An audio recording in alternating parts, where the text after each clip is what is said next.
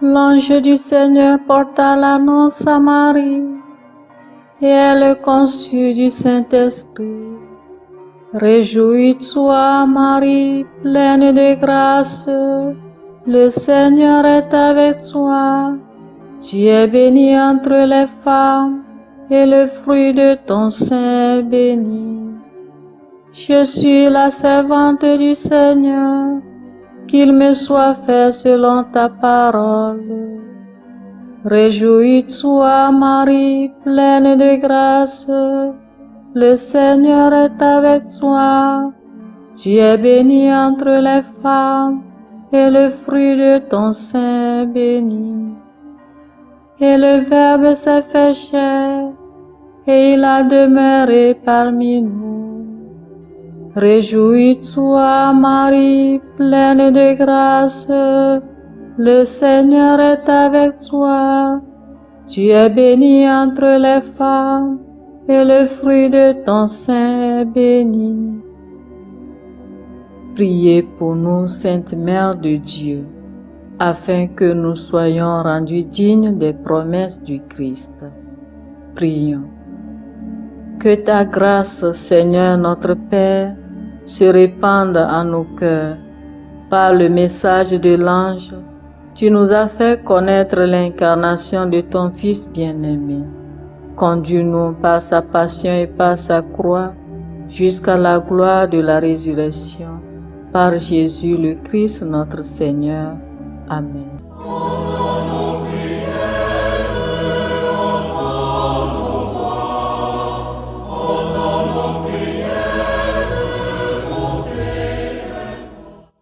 Seigneur, dans le silence de ce jour naissant, je viens te demander la paix, la sagesse, la force. Je veux regarder aujourd'hui le monde avec des yeux tout remplis d'amour, être patient, compréhensif, doux et sage, voir au-delà des apparences tes enfants, comme tu les vois toi-même, et ainsi ne voir que le bien en chacun. Ferme mes oreilles à toute calomnie, garde ma langue de toute malveillance, que seules les pensées qui bénissent demeurent en mon esprit. Que je sois si bienveillant et si joyeux, que tous ceux qui m'approchent sentent ta présence. Revêts-moi de ta beauté, Seigneur, pour qu'au long de ce jour, je te révèle. Amen. Abonnez-vous à notre chaîne YouTube et cliquez la cloche de notification pour recevoir nos prochaines vidéos.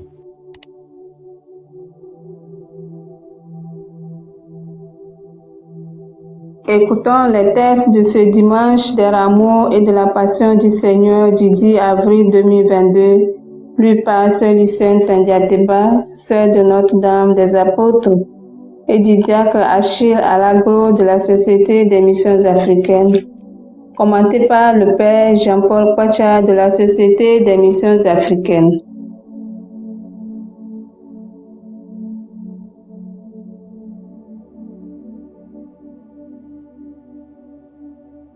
Première lecture. Lecture du livre du prophète Isaïe. Chapitre 50, versets 4 à 7. Le Seigneur mon Dieu m'a donné le langage des disciples pour que je puisse d'une parole soutenir celui qui est épuisé. Chaque matin, il éveille mon oreille pour qu'en disciple j'écoute. Le Seigneur mon Dieu m'a ouvert l'oreille et moi je ne me suis pas révolté. Je ne me suis pas dérobé. J'ai présenté mon dos à ceux qui me frappaient et mes joues à ceux qui m'arrachaient la barbe. Je n'ai pas caché ma face devant les outrages et les crachats. Le Seigneur mon Dieu vient à mon secours. C'est pourquoi je ne suis pas atteint par les outrages. C'est pourquoi j'ai rendu ma face dure comme pierre. Je sais que je ne serai pas confondu. Parole du Seigneur. Nous rendons grâce à Dieu.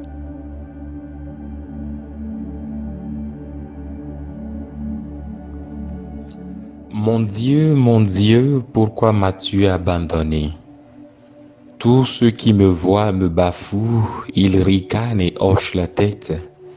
Ils comptaient sur le Seigneur qu'il le délivre, qu'il le sauve, puisqu'il est son ami. Mon Dieu, pourquoi m'as-tu abandonné? Oui, des chiens me cernent, une bande de vauriens m'entoure. Ils me percent les mains et les pieds, je peux compter tous mes os. Mon Dieu, pourquoi m'as-tu abandonné?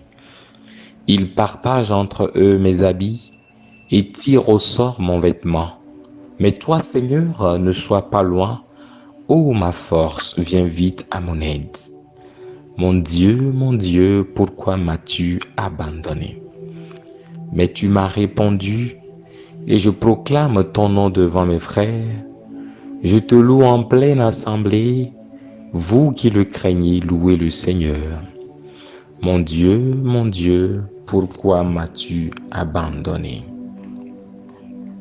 Deuxième lecture. Lecture de la lettre de Saint Paul apôtre aux Philippiens. Chapitre 2, versets 6 à 11. Le Christ Jésus, ayant la condition de Dieu, ne retint pas jalousement le rang qu'il égalait à Dieu, mais il s'est anéanti, prenant la condition de serviteur, devenant semblable aux hommes. Reconnu homme à son aspect, il s'est abaissé, devenant obéissant jusqu'à la mort et la mort de la croix. C'est pourquoi Dieu l'a exalté. Il l'a doté du nom qui est au-dessus de tout nom, afin qu'au nom de Jésus, tout genou fléchisse, au ciel, sur terre et aux enfers, et que toute langue proclame: Jésus-Christ est Seigneur, à la gloire de Dieu le Père. Parole du Seigneur. Nous rendons grâce à Dieu. Ta parole, Seigneur, est vérité, et ta loi délivrance. Pour nous, le Christ est devenu obéissant jusqu'à la mort et la mort de la croix. C'est pourquoi Dieu l'a exalté, il l'a doté du nom qui est au-dessus de tout nom.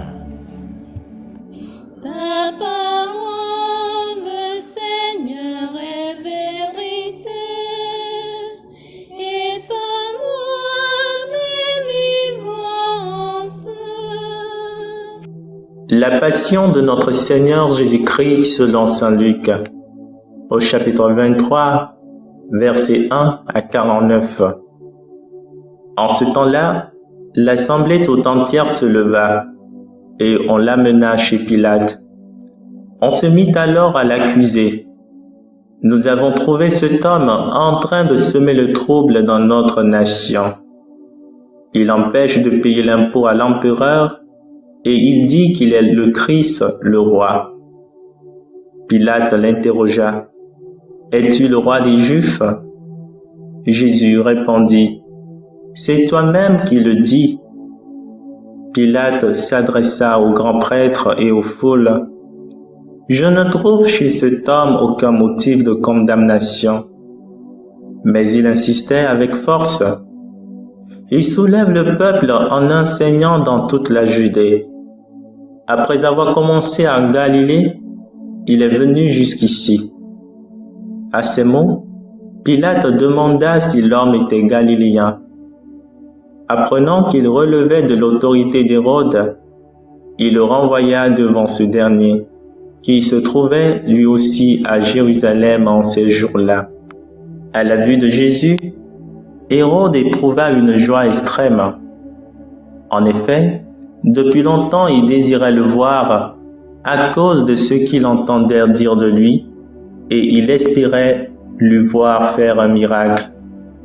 Il lui posa bon nombre de questions, mais Jésus ne lui répondit rien. Les grands prêtres et les scribes étaient là et ils l'accusaient avec véhémence. Hérode, ainsi que ses soldats, le traita avec mépris et se moqua de lui. Il le revêtit d'un manteau de couleur éclatante et le renvoya à Pilate. Ce jour-là, Hérode et Pilate devinrent des amis, alors qu'auparavant il y avait de l'hostilité entre eux. Alors Pilate convoqua les grands prêtres, les chefs et le peuple. Il leur dit: « Vous m'avez amené cet homme en l'accusant d'introduire la subversion dans le peuple. Or, j'ai moi-même instruit l'affaire devant vous, et parmi les faits dont vous l'accusez, je n'ai trouvé chez cet homme aucun motif de condamnation. D'ailleurs, Hérode non plus, puisqu'il nous l'a renvoyé. En somme, cet homme n'a rien fait qui mérite la mort. Je vais donc le relâcher. » Après lui avoir donné une correction, ils se mirent à crier tous ensemble: « Mort à cet homme! Relâche-nous Barabbas !» Ce Barabbas avait été jeté en prison pour une émeute survenue dans la ville et pour meurtre. Pilate, dans son désir de relâcher Jésus, leur adressa de nouveau la parole, mais ils vociféraient: « Crucifie-le, crucifie-le !» Pour la troisième fois, il leur dit: « Quel mal a donc fait cet homme? Je n'ai trouvé en lui aucun motif de condamnation à mort. Je vais donc le relâcher après lui avoir fait donner une correction. » Mais il insistait à grands cris, réclamant qu'il soit crucifié, et leurs cris s'amplifiaient. Alors Pilate décida de satisfaire leur requête. Il relâcha celui qu'il réclamait, le prisonnier condamné pour émeute et pour meurtre, et il livra Jésus à leur bon plaisir. Comme il l'emmenait, ils prirent un certain Simon de Cyrène qui revenait des champs, et ils le chargèrent de la croix, pour qu'il la porte derrière Jésus. Le peuple en grande foule le suivait, ainsi que des femmes qui se frappaient la poitrine et se lamentèrent sur Jésus. Il se retourna et leur dit: « Filles de Jérusalem, ne pleurez pas sur moi, pleurez plutôt sur vous-mêmes et sur vos enfants. Voici venir des jours où l'on dira: heureuses les femmes stériles, celles qui n'ont pas enfanté, celles qui n'ont pas allaité. Alors on dira aux montagnes: tombez sur nous, et aux collines: cachez-nous. Car si l'on traite ainsi l'arbre vert, que deviendra l'arbre sec? » Ils emmenèrent aussi avec Jésus des autres des malfaiteurs pour les exécuter. Lorsqu'ils furent arrivés au lieu dit le crâne ou calvaire, là ils crucifièrent Jésus avec les deux malfaiteurs, l'un à droite et l'autre à gauche. Jésus disait: « Père, pardonne-leur, ils ne savent pas ce qu'ils font. » Puis ils partagèrent ses vêtements et les tirèrent au sort. Le peuple restait là à observer. Les chefs tournaient Jésus en dérision et disaient: « Il en a sauvé d'autres, qu'il se sauve lui-même, s'il est le Messie de Dieu, l'élu. » Les soldats aussi se moquaient de lui. S'approchant, ils lui présentaient de la boisson vinaigrée en disant: « Si tu es le roi des Juifs, sauve-toi toi-même. » Il y avait aussi une inscription au-dessus de lui: « Celui-ci est le roi des Juifs. » L'un des malfaiteurs suspendus en croix l'injuriait: « N'es-tu pas le Christ? Sauve-toi toi-même et nous aussi. » Mais l'autre lui fit de vifs reproches: « Tu ne crains donc pas Dieu? Tu es pourtant un condamné toi aussi. Et puis, pour nous c'est juste, après ce que nous avons fait. Nous avons ce que nous méritons, mais lui, il n'a rien fait de mal. » Et il disait: Jésus, souviens-toi de moi quand tu viendras dans ton royaume. Jésus lui déclara, Amen, je te le dis. Aujourd'hui, avec moi, tu seras dans le paradis. C'était déjà environ la 6e heure, c'est-à-dire midi. L'obscurité se fit sur toute la terre jusqu'à la 9e heure, car le soleil s'était caché. Le rideau du sanctuaire se déchira par le milieu. Alors Jésus poussa un grand cri. Père, entre tes mains, je remets mon esprit. Et après avoir dit cela, il expira.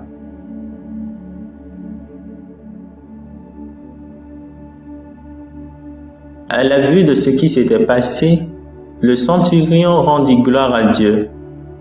Celui-ci était réellement un homme juste. Et toute la foule des gens qui s'étaient rassemblés pour ce spectacle, observant ce qui se passait, s'en retournaient en se frappant la poitrine. Tous ses amis, ainsi que les femmes qui le suivaient depuis la Galilée, se tenaient plus loin pour regarder. Acclamons la parole de Dieu.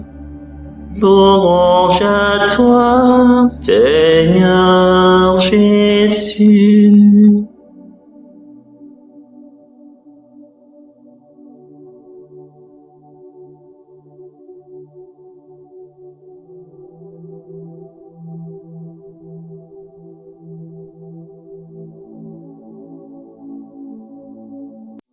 Le Seigneur mon Dieu m'a donné le langage des disciples pour que je puisse d'une parole soutenir celui qui est épuisé.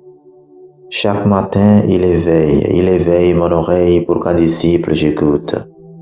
J'ai présenté mon dos à ceux qui me frappaient et mes joues à ceux qui m'arrachaient la barbe. Je n'ai pas caché ma face devant les outrages et les crachats, proclame Isaïe dans la première lecture. Par contre, ce résumé de prière en église est aussi perçant. Acclamé puis injurié, Jésus marchera jusqu'au pied de la croix en ne faisant que la volonté de son Père. Le Christ Jésus, prenant la condition de Dieu, vient montrer aux hommes la toute-puissance de l'amour de Dieu. Dans nos combats et dans nos faiblesses, il nous offre la joie du salut et l'espérance de la résurrection. Chers frères et sœurs, les paroles de ce dimanche sont tellement riches et bouleversantes. Elles invitent chacun à se regarder sincèrement dans sa marche vers Pâques, de s'asseoir avec notre cœur, notre esprit, les écouter vivre la passion de Jésus. Bref, à être à l'écoute de notre humanité bafouée, niée en Jésus qu'il porte avec tous. Que chacun se laisse être interrogé par les paroles de Jésus face aux apôtres et aux Sanhedriens. Osons demander également à Jésus ce qui ne va pas bien avec nous et avec notre monde que nous habitons malgré la toute-puissance de son amour pour le monde. Chers frères et sœurs, du repas de la dernière scène jusqu'à la croix, que nous dit le Seigneur? Qu'est-ce qu'il fait pour moi? Qu'est-ce que le Seigneur a fait pour nous? Qu'est-ce que je peux faire pour Dieu? À toutes ces questions, que la vie de Jésus nous aide à répondre. Jésus désire manger la Pâque avec toi, mon frère, ma sœur. Qu'est-ce que cela signifie pour toi? Est-ce que je désire manger avec Jésus en famille? Est-ce que tu désires manger avec Jésus en famille ou avec des amis, quel que soit ton état de grâce ou de faiblesse, ou quel que soit leur état de grâce ou de faiblesse? Jésus désire que nous découvrions son amour par le service, le respect de tout être humain et même de notre propre corps qui est le temple de sa présence et de son recueillement. Es-tu prêt à cela? Car le service nous aide à sortir de notre toute-puissance. Bref, Jésus nous invite à prendre notre habit d'humble serviteur. Donc aimer, chers frères et sœurs, c'est servir, c'est être au service dans le grand respect de Dieu dans les autres. Être soi-même face à Jésus et être vrai en soi. Servir, c'est aussi savoir ce qui m'habite et en tenir compte de la place de Dieu dans ce qui m'habite. Servir, c'est aussi être chaste en pensée et en parole envers les autres. Chers frères et sœurs, Jésus nous tend la main avant même de monter sur la croix afin de répondre au mal. Avec Judas et Pierre, il n'est pas resté silencieux. Avec nous également, il ne restera pas silencieux. À nous tous, il dit, « Dis-moi ce qui t'habite, dis-moi ce qui te ronge. Dis-le et sois libéré. » En réalité, devant nos incapacités, Dieu a parlé. Il a répondu finalement par la croix au mal du monde. Une parole qui est amour, miséricorde et pardon. Bien-aimés de Dieu, Jésus nous invite aujourd'hui à le suivre au calvaire. Et suivre Jésus signifie apprendre à sortir de nous-mêmes pour aller à la rencontre des autres, pour aller vers les périphéries de l'existence, dira le pape François. C'est faire le premier pas vers nos frères et sœurs isolés, malades et qui vivent seuls. Pour le pape François, suivre Jésus, c'est entrer toujours davantage dans la logique de Dieu, dans la logique de la croix, qui n'est pas avant tout celle de la douleur et de la mort, mais celle de l'amour et du don de soi qui apporte la vie. La logique de Dieu, c'est le service. Et je pense que c'est tout un programme que le Christ nous donne de vivre aujourd'hui et pour toujours. Entrons dans ce programme du Seigneur et vivons-le pleinement avec amour et avec humilité. N'ayons pas peur de suivre Jésus, car sa grâce nous suffit. Seigneur Jésus, comme ce témoin devant la croix, moi aussi je te dis, tu es vraiment Dieu. Merci pour le don de ta vie pour toute l'humanité. Avec toi, nous irons jusqu'à la croix. Avec toi, nous régnerons et nous ressusciterons. Amen.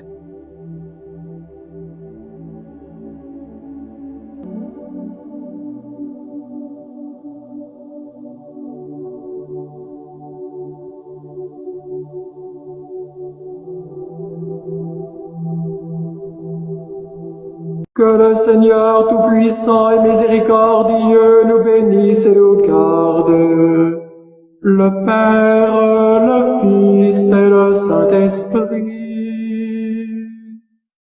Amen. Bénissons le Seigneur.